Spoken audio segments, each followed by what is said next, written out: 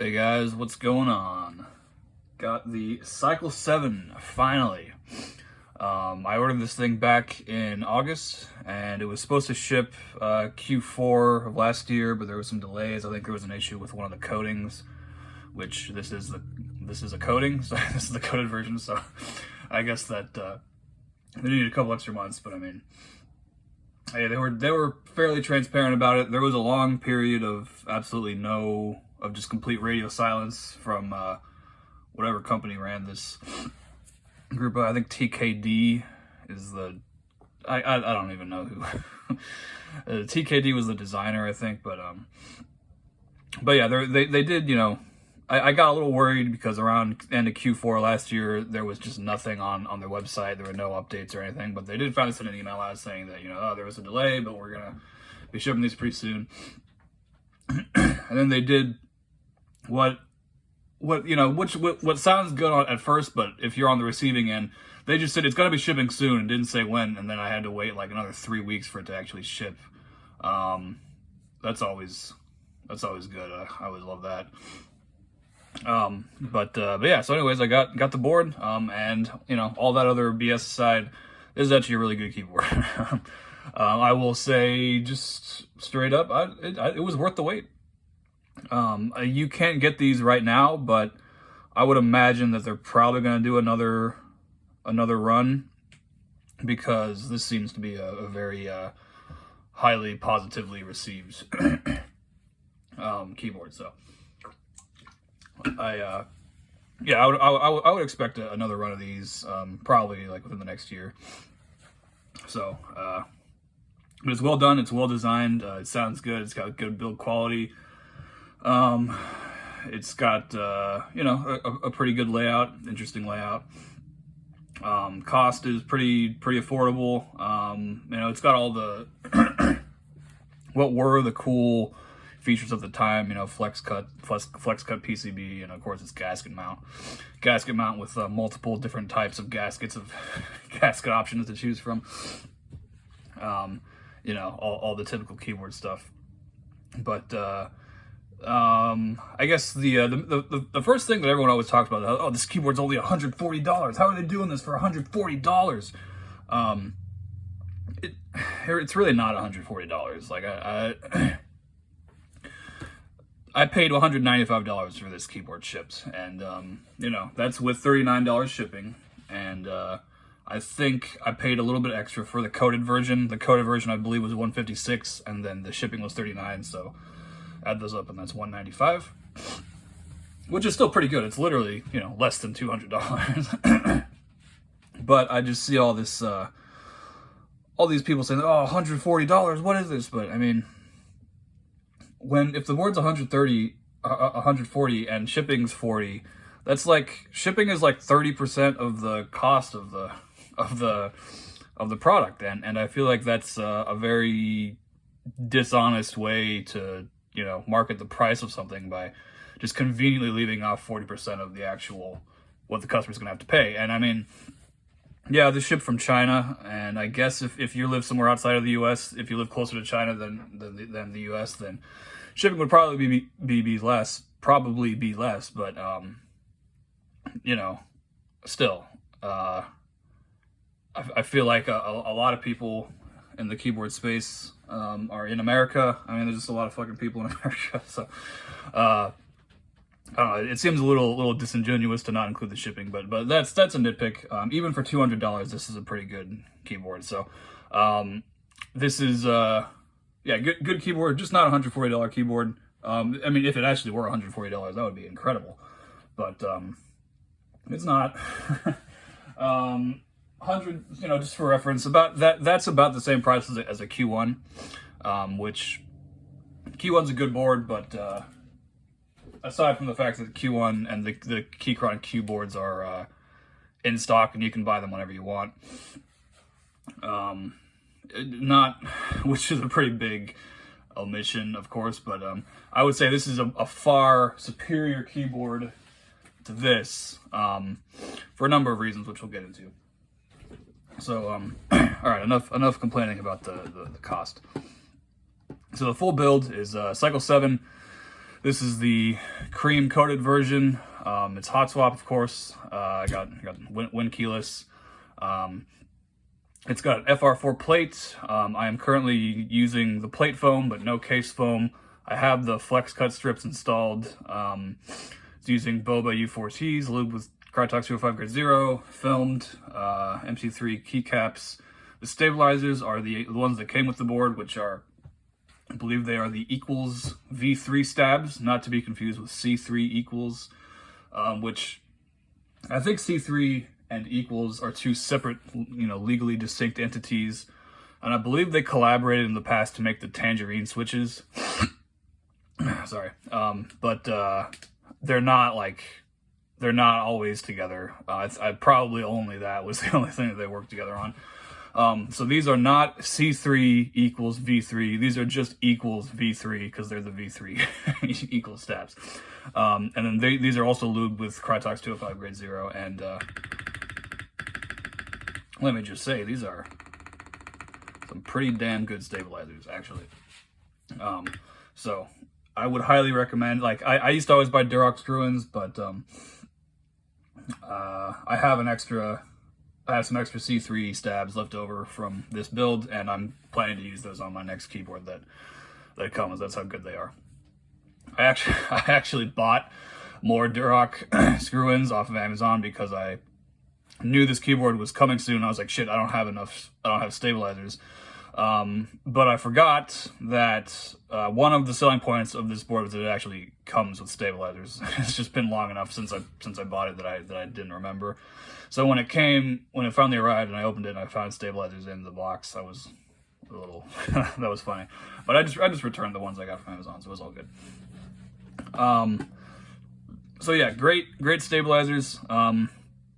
And that's not just a symptom of me having gotten better at lubing stabilizers over the years. I lube these exactly the same way that I lube this stabilizer, and I mean, it sounds okay, but there is some rattle. This side's alright, but of course this is the side that I don't use when I type. I don't even want to think about how much time I've spent trying to get the rattle just out of this space bar alone.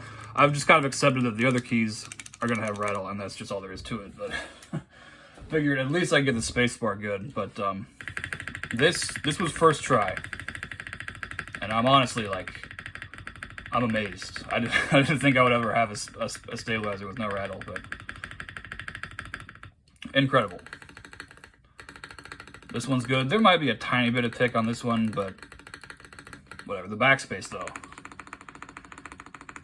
This is a really good backspace.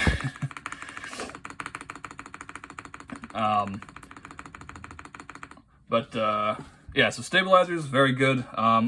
They came with stab pads, which I did, so there's a little stab pad underneath the stabilizer here and here. And then, of course, here, here, and here. I don't have stab pads on the Q1. Excuse me, sorry. I don't have stab pads on the Q1, but I did Band-Aid mod the space bar, and it still didn't really do anything. So that is just and the Q1 has a Duroc screw-in in the space bar. I figured, the included screw-in stabs for the Q1 were okay, but the Duroc's probably better, but no, man. But so, if you're getting this board, use the included stabilizers. And if you're getting stabilizers, I would recommend getting the Equals V3 stabilizers, which you can get from, whatever, wherever you get this keyboard from is where you get the stabilizers from. Okay, and so I guess getting into the design, I showed this off in my one of my previous videos, but it's got like a screwless design, so you just kind of lift it off and top case comes off. It's really nice. You can't just pull this out willy-nilly because it it does have the ribbon cable, or the JST cable here, and I had a lot of trouble getting this thing in, plugging this thing in, because it's at a weird angle. And now that it's plugged in, I tried unplugging it yesterday to do something, and I don't want to just yank on the cable itself, and there's not much really to work on with here, so I'm just gonna try not to not to unplug the daughter board. But these are the gasket sleeves. It's just a little what is this material? Like rubber. It's not actually rubber, but it's like, you know, rubbery silicone material. It's not foam. It's a squishy solid. You know, it's not foam, but it's not pour-on. It doesn't have pour-on gaskets, but that's all right. So you can either put these on, or you see how this has a little place. They have just little tiny little I think they call them gasket beans. They're just these little it's just this little thing. It's this little bean shaped thing that goes in here, and then that's what it's so this has more like more surface area to the gasket. I'm not really sure which one is supposed to be like more flexy and which one's, you know, less. Like, I don't know if having more surface area or less will lend itself to having more or less flex. I did try in Teja's build stream of this keyboard. He did beans strips, sleeves on the corners and bean in the middle. There are two. The top has two. I don't know if you can see them, but yeah, there's two here. So he did bean, bean, bean, and then sleeve, sleeve, sleeve, sleeve. He said that was good. That was his favorite configuration with his build, which is aluminum plate and MX blacks, Cherry MX blacks. But I tried that, and it made the spacebar sound a lot worse. So I went full sleeve, which was the way I had it set it up initially. And the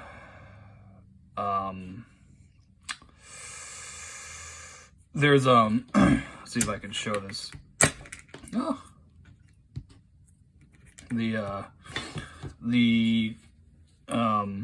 PCB has flex cuts, and a lot of people complain that flex cuts thin out the sound. They make it sound worse, and which is fine if the flex cuts actually offer a flexible typing experience. But to be honest, these ones don't really do anything. I'll put the top case back on just to demonstrate, but I don't know if you can see that, but there's a little bit of flex down here, but in the middle and up here, it just like I don't really feel it while typing. I'll say. I will say that having the flex, so the flex cuts are it's like this. There's nothing in the middle. It's just here, and that causes the top row, the num row, to be a little loose. So when you're putting in the switches, the PCB flexes, and it doesn't feel like the switches are actually going in fully. So that was kind of annoying, honestly. But so a lot of people, to prevent I can't really show this. Actually, I think I can do it like this. A lot of people, you can't. I don't know if you can see. Yeah, you can see.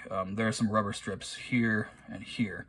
And they're actually like custom fit. This one like goes up a little bit to go around.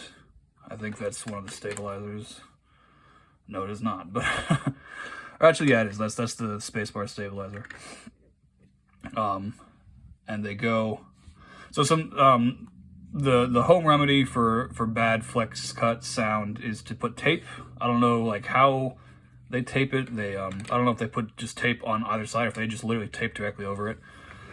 But I've actually never had a flex cut PCB before, so I can't really comment. But rather than doing the tape method for this keyboard, they just include those rubber strips. You just put them in, and it is honestly, some of the videos I saw said that it makes a big difference, and they were really impressed. Others, including the Teja video, he said he didn't really notice a difference. I don't frankly notice any difference either, so I put them in. I'll just leave them in. I didn't obviously this is a pretty thocky build, particularly, you know, top and bottom parts, but there was a little bit. These keys right here, kind of right in the middle of the flex cuts, they sound a little thinner, I guess, if that's the way you want to describe them. But I think pretty much the F, G, H, and J keys are the worst keys, the worst fenders. But you know, honestly, how often do you really use those keys? You're typing, I mean, I don't know, you use A, E, I, O, U. But I think the flex cut strips probably helped a little bit with these 4 keys specifically, but everything else, I don't know, it kind of sounds the same to me. But I don't know, might as well leave them in. I left them off initially because I wanted to feel the flex cuts, because that's kind of like, I've just always been kind of fascinated by PCB flex cuts and wanted to know what that feels like while typing, and I can't really say that it made any discernible difference to me, to be completely honest. I don't know. I mean, so I guess I have FR4 as the plate material, and that is PCB material. So it's kind of like in a way, it's like I've doubled the thickness of my PCB. I know that if you want maximum flex, you always go for polycarbonate plate. But I have another keyboard. The other keyboard I have coming is also, that is a polycarbonate plate. So I kind of wanted to be a little different, you know, get something different here. Just so I could have felt all the options. Okay, I will, I'll probably upload a separate sound test, of this board with GMK on, like, put this GMK set on this keyboard, but I wanted to, I always just felt like none of the keyboards I have match these beige keycaps, so I wanted to get a beige board to match, and it matches pretty closely. Oh, shit.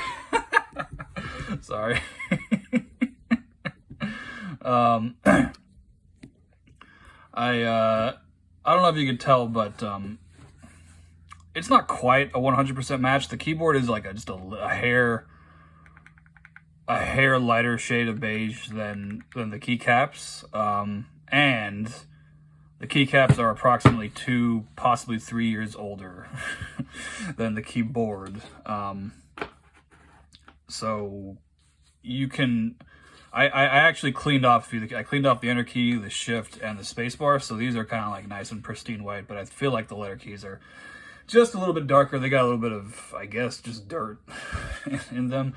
But I didn't really want to have to pull off each key and like scrub it by hand.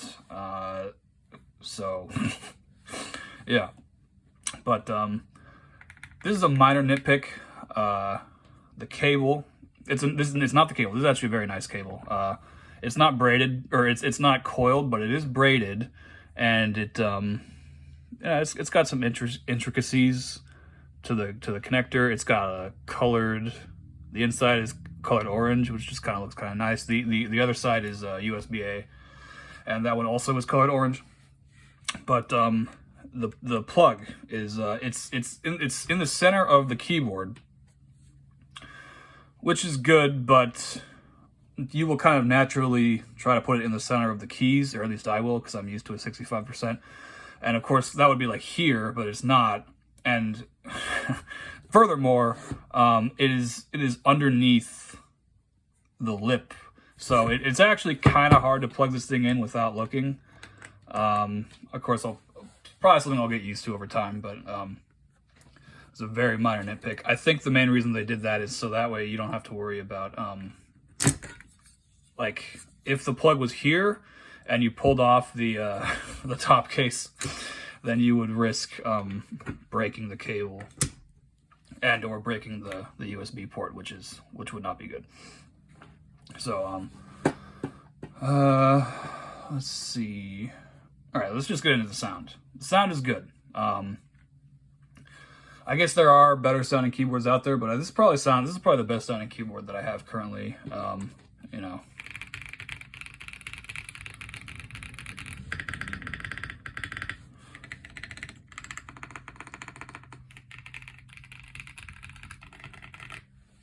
Very nice, and it's actually not very loud. I'm not really sure the best way to demonstrate this, but I use this at work, and I was previously using an NK65 with black inks, and I felt like that was just a hair on the loud side, particularly the space bar. But that's the thing about gasket-mounted keyboards, is that they the gasket essentially dampens both the feel and the sound. So it's actually a little bit on the quieter side, which is good, and the space bar is, you know, not very loud either. I mean, it's not quiet, but it's not like overly loud, which is good. I think this is a perfect office keyboard. If you guys work in an office. So getting into the okay, just a few more points on the sound. Not really sure like what a good like point of reference would be for this. I'm pretty sure it sounds pretty similar to the way that this sounded when I put the lubed boba and these keycaps in it, but it just sounds a little bit more it's a little tighter, you know, like there's not any extra noise going on. You're just hearing the sound of the keycap and the switch, you know, like there's no extra rubbing sound, there's no extra rattle sound. Definitely no rattle. It's just kind of a pure keyboard sound. I think it's very good. In this FR4 is supposed to be like kind of a thockier plate material, and I would be inclined to agree. Every other plate material I've used, I believe, has been aluminum. NK65 is aluminum. Q1 is aluminum. I think the newer Q1s are steel, which is even more solid than aluminum in terms of the way it feels. But frankly, this kind of just feels like a keyboard. It doesn't really feel particularly hard or soft when you press the keys down, which is fine. You know, it's just kind of right down the middle. So I think it'll be pleasing for everybody. If you really want some flex, you could, you know, mess around with the polycarbonate plate, and I guess maybe the gasket beans might give a little bit extra gasket compression. But I don't really know. I guess I could probably try. I could probably try both of them, but I couldn't really feel a difference. Like currently, there isn't really any noticeable amount of flex. But that's fine.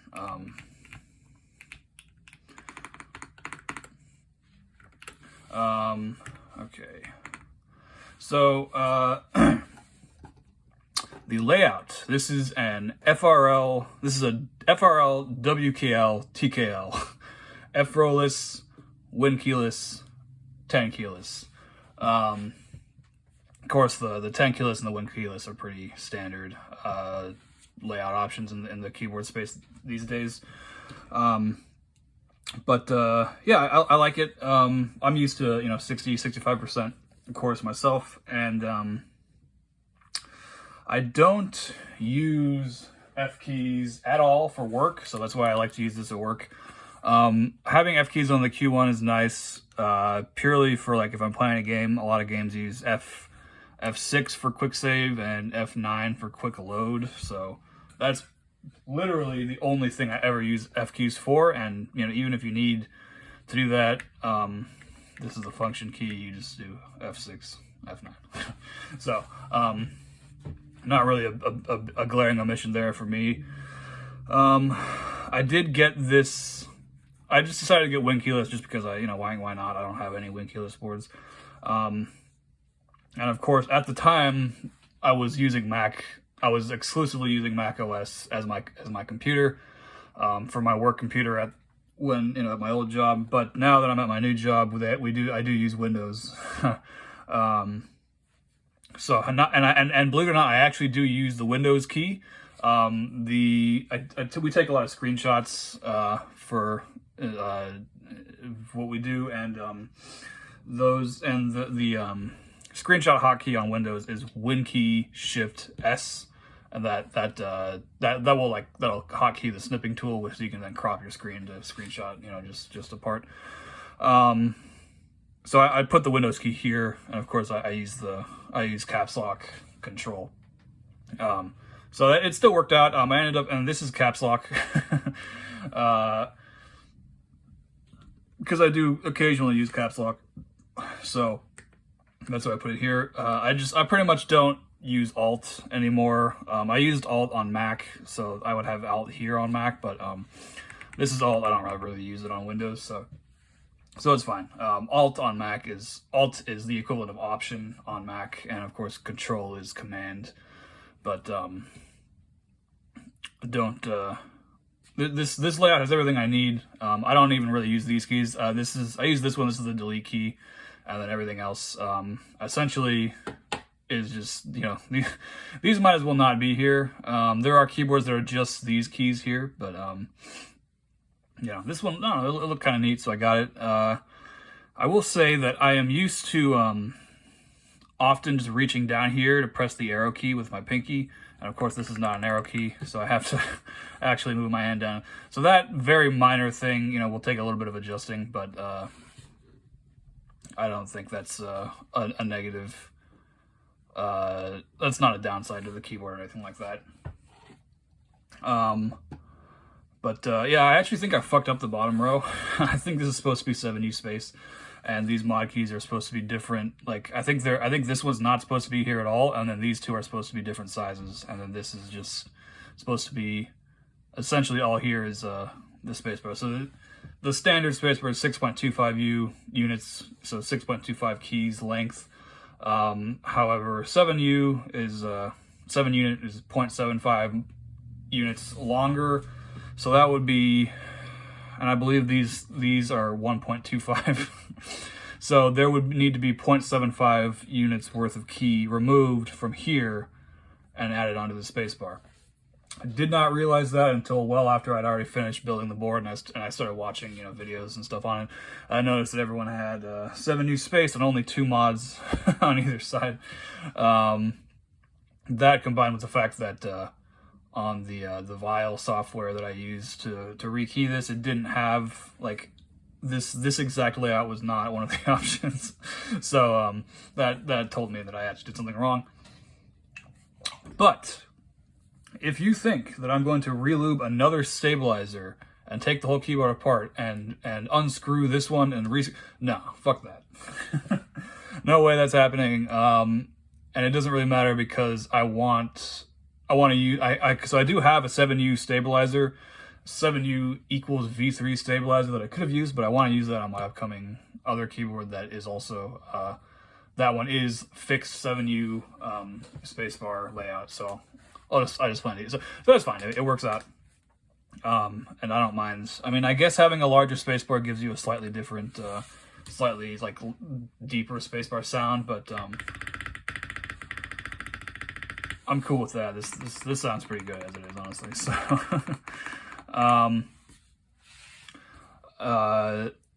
you know, the stabilizers and stuff, that was all stuff that I was probably aware of when I bought the keyboard. But you know, with these group buys, I'm not really keeping up with keyboards every day, like on a day-to-day basis anymore. So stuff like this kind of tends to go over my head, but it's all right.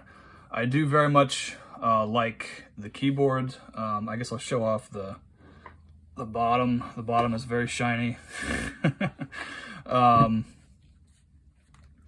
And it's cool that it has a shiny bottom, but honestly, who the fuck looks at the bottom of their keyboards? I am literally never going to look at that. So it seems like a little. I don't really like it when people make too big of a deal over what the bottom of their keyboards look like. It's just seems silly, you know. I mean, I guess it's nice that they put the effort into making the design there, you know. It just shows that they had attention to detail, but I don't think I don't think the bottom of your keyboard should be a make or breaking aspect of, you know, whether or not you decide to purchase it, frankly. But that's just me. So the damn, what was I just gonna say?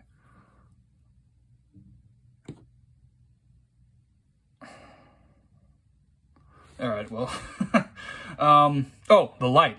That's it. I've pretty much covered everything at this point. The light is, this is red by default, and then it always turns to green when you turn on caps lock. Occasionally when the computer's asleep, this will also turn green. Not always, but sometimes. I'm not really sure what determines that, but it's fine. You can change the color via Vial. I tried using Via. The Via wouldn't recognize the keyboard when I plugged it in on my computer at home. And I thought that was a problem with the keyboard, but you know, realistically, I don't think Via is a software that automatically updates itself on most computers. So I definitely don't have the most up-to-date version of Via. I have like probably a 2-year-old version of Via on my computer, so it's very highly likely that if I were to install the new one, it would probably work. But I did some more research. I think I had to check the Discord server for this keyboard, for whatever the company that makes this keyboard is called, and I ended up finding a link to VIAL, which I think is just pronounced Vial. Via is pronounced Via because it's named after Olivia, some girl named Olivia, who is the one that GMK Olivia is named after. I think she was like the main programmer for the VIA software, VIA software. So that they named it after her out of respect. So I don't know if Vial is meant to be related to Via at all, but it's essentially a web browser based version of Via, and it works pretty nicely. I guess I could show you. So you just go to vial.rocks and then you go start Vial. It comes up with a, you know, this like kind of, this is what like, I'm using Chrome, so this is what Chrome stuff looks like. You just select it, connect, and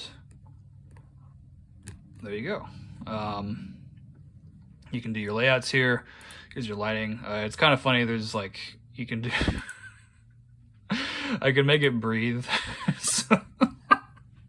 So this one light is it doing it? Yeah, it's doing it. It's breathing.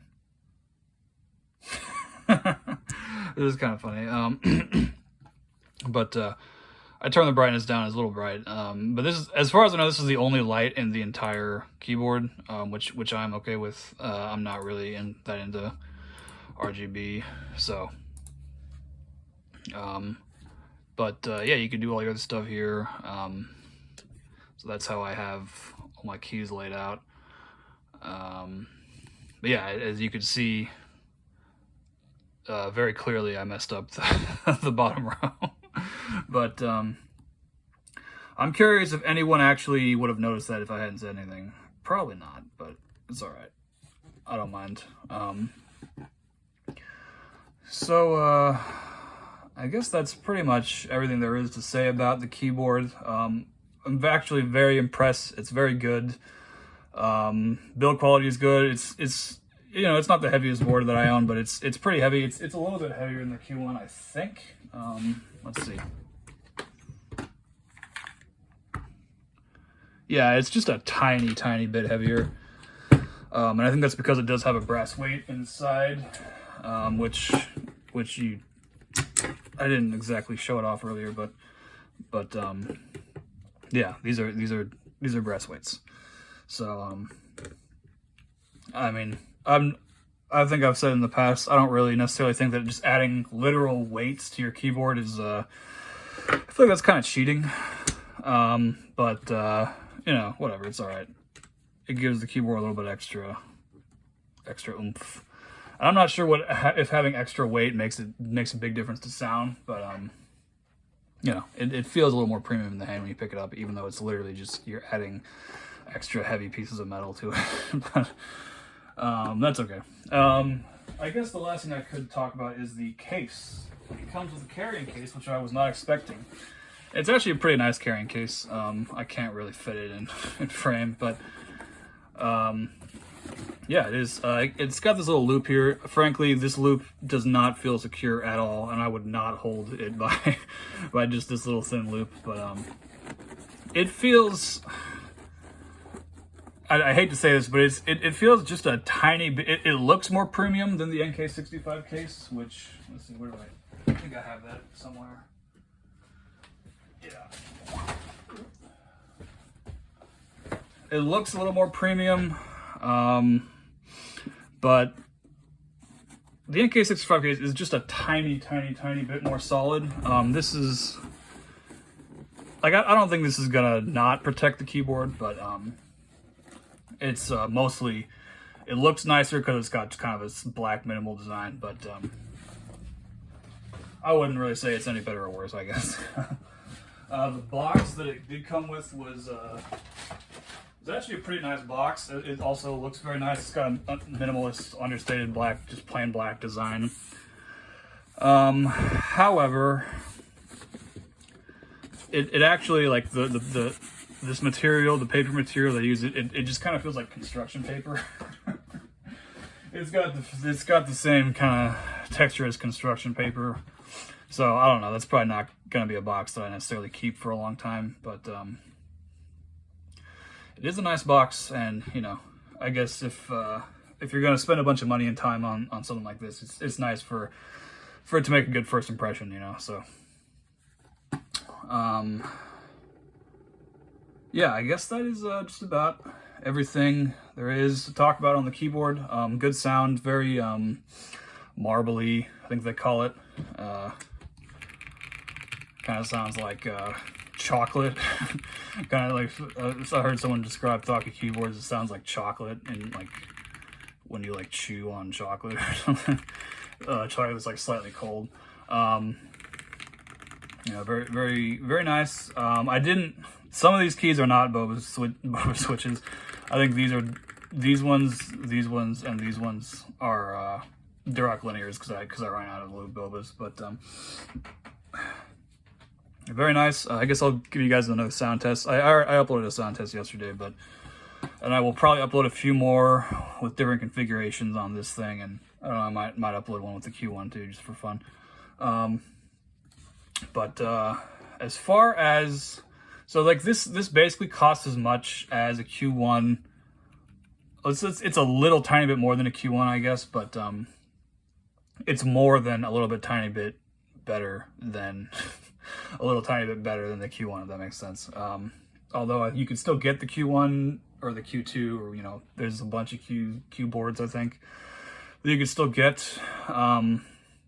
But if this thing comes out again, if they do another group buy, another run, I would highly recommend it. You know, if you're still looking to get a new keyboard. So I will do a quick sound test, and I guess that'll be it. And I'll turn in the monkey types too. I've got 5. So okay. We'll do a couple 15 seconds, then we'll do a 60 second. Let me get my wrist to rest. Okay. Mouse click.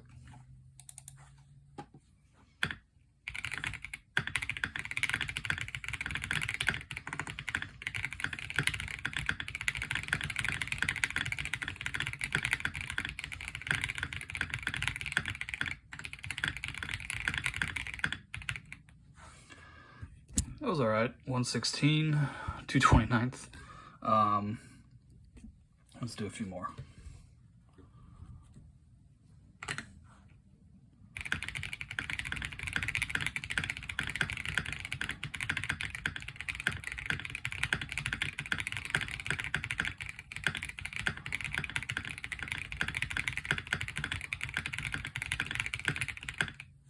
Ooh, all right, that was good. That was pretty good. Let's do a 60 second now.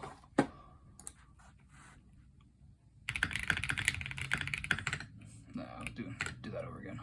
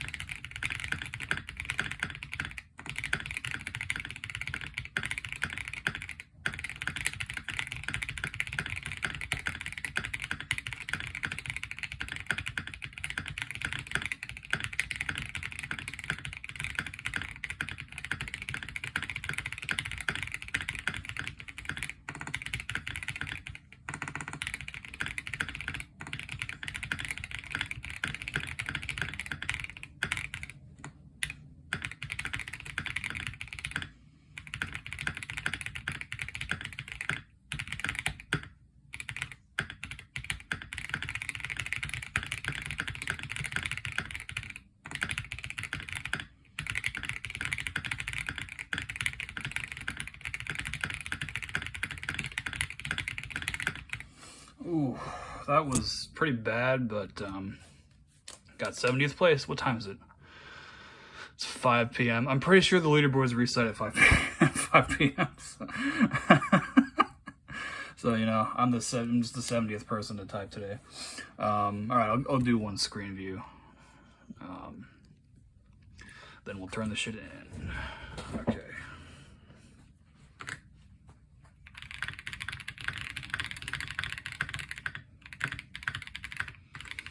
Okay, this is actually a problem. I can't I can't see over the tripod, so I think I have to look through the tripod. Okay.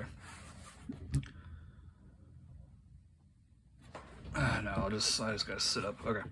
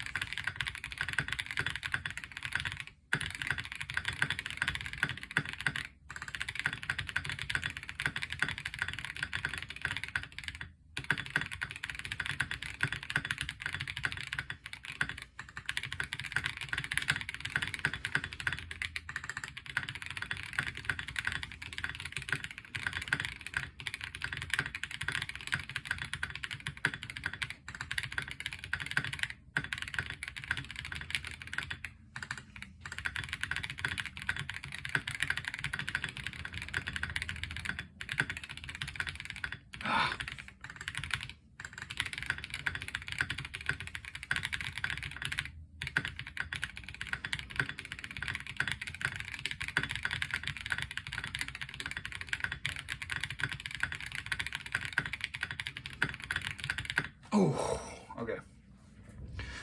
That was good. That was starting to hurt there towards the end, but that was good. All right, let's turn in the shite.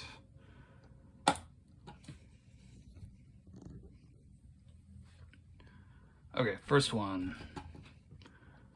5.7 first. You know, I don't have any frame of reference for how much these are going to be anymore, so we'll just claim them all. So there are 570, 540, 790, 600. My guess is this is worth 8,000 XP. And that was 8372. Oh my god, dude. I am a genius. Alright, well, I think I'll stop it there. I kind of lost, like, I had, like, a somewhat of a structured way I wanted to talk about the keyboard, but I feel like I went off script plenty of times there. But hopefully you guys get an idea. There's not, I mean, pretty much everything I said is probably what everyone else is saying about this keyboard. It's actually really good. Cycle 7, I rate a perfect 5 out of 7. If you know, you know. I don't know if how much I wouldn't necessarily pay more than $200 for this thing, you know, aftermarket or whatever, but if they do another run, I would highly recommend. Totally worth. Totes worth. Great board. 5 out of 7. All right. Thanks for watching, guys. I'll have another video coming up relatively soon. Probably nothing on this scale, but, you know, just a couple of other more general idea-based videos to talk about in terms of the keyboard stuff, and you know, I have another keyboard coming, but that's going to be a while before that gets here, so we'll save that for another day. But yeah, until then, hope you guys have a good rest of your day. Hope you enjoyed watching, and let me know what your thoughts are on this keyboard in the comments if you have one. If if you wish you'd gotten one. Anything like that. What your thoughts on FRL TKLs, you know, 7U space bars, all that stuff. I'll see you guys in the next one. Thanks for watching again. All right, bye.